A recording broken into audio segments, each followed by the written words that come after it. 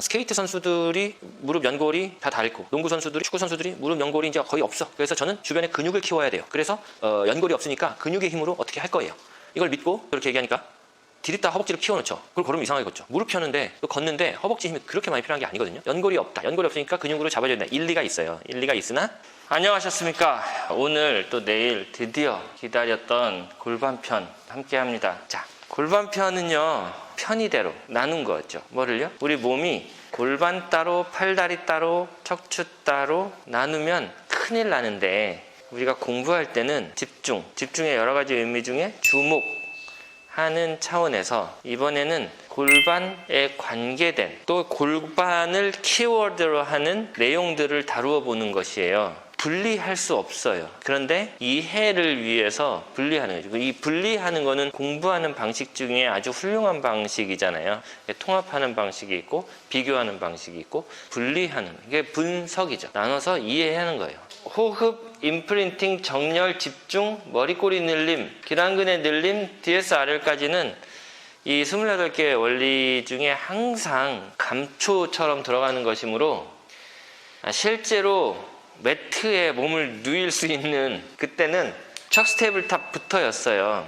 이 척스테이블탑 하나를 바르게 하기 위해서는 생각, 명령, 수행, 생각이 있어야 이해가 돼야 이게 이해가 되는 거예요. 무릎 각도와 왜 목에 힘을 주라고 할 때가 있고 빼라고 할 때가 있고 왜 어깨를 올리라고 하는 사람, 내리라고 하는 사람, 허리를 붙이라고 하는 사람 지금 나는 이 사람의 큐를 어떻게 알아들어야 할까에 대한 이해가 그 처음부터 이 앞에 지겨운 7시간 그 지겨운 시간이 이해가 돼야 이게 되는 거죠.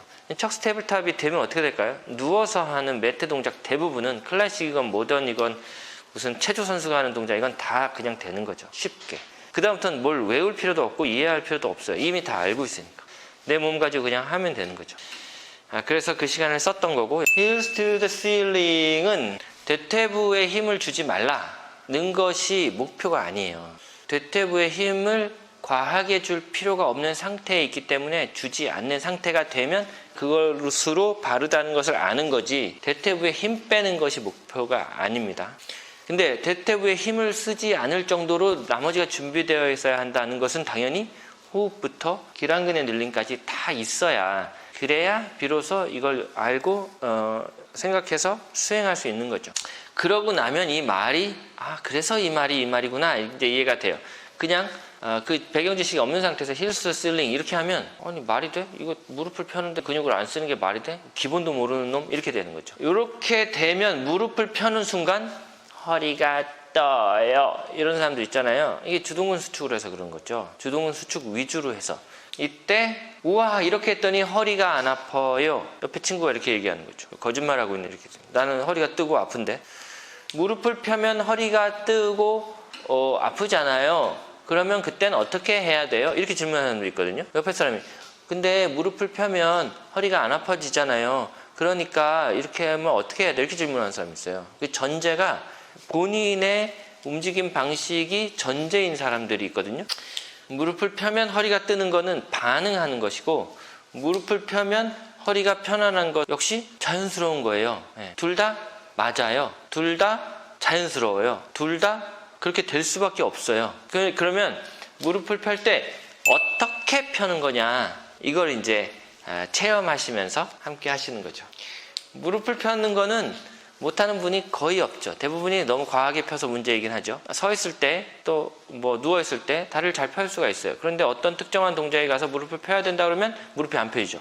그럼 내 햄스트링 타이트한가? 또 찢어? 허무하죠. 몸 전체를 통합적으로 움직여야 되는 게 필라테스잖아요. 어떤 사람은 근육으로 설명하지만 어떤 사람은 기랑근의 늘림으로 설명하지만 어떤 사람은 코어로 설명하지만 우리 이제 28개의 원리가 어우러지는 것으로 이해합니다. 그러면 극명하게 언제 차이가 나냐면요. 재활 운동을 하러 갔어요. 무릎을 다쳐서.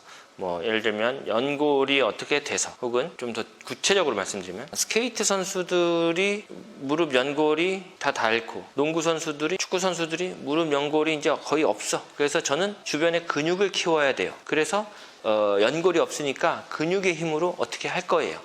이걸 믿고 이렇게 얘기하니까 디립다 허벅지를 키워놓죠. 그리고 걸으면 이상하게 걷죠. 무릎 펴는데 또 걷는데 허벅지 힘이 그렇게 많이 필요한 게 아니거든요. 연골이 없다. 연골이 없으니까 근육으로 잡아줘야 된다. 일리가 있어요. 일리가 있으나 그거는 언제 그러냐면 대퇴부의 근육이 약해서 도저히 서 있을 수도 없을 정도로 약한 그런 사람 거의 없어요.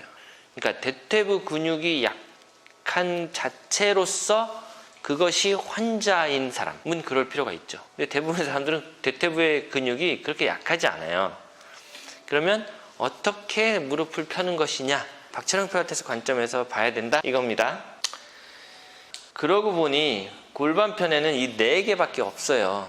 그러니까 척스 테이블탑, 그 다음에 힐스 투 더 실링은 골반편과 연결되는 동작들을 할 때 그에 앞서서 선행되는 것이기 때문에 들어간 거예요. 그러면 이제 그 다음 무릎 그 위쪽으로 고관절, 굴곡 응용하면 신전까지, 또 게으른 스트레치는 대퇴골의 내외 회전, 아로미는 대퇴골이 후방으로 가고 살짝 백 익스텐션 되는 상태인 거죠. 그러니까 골반이 앞쪽으로 기울어진 거, 틸트 된 상태. 그 다음에 앞으로 안팎으로 회전, 그 다음에 뒤쪽으로 다리를 놓고 골반을 움직이는 후하방, 전방위적으로 대골의 움직임, 이 고관절의 움직임 방향을 가지고 감지하고 실험해 보는 거예요. 그 다음에 척스 펠빅볼은 뭐죠? 측방으로 위아래, 한쪽은 올라가고 한쪽은 내려가는 방향으로 골반 주변에 효율적인 움직임을 위해서 어떻게 근육을 동원해야 되는가, 어떻게 집중해서 주목해서 해당 관절의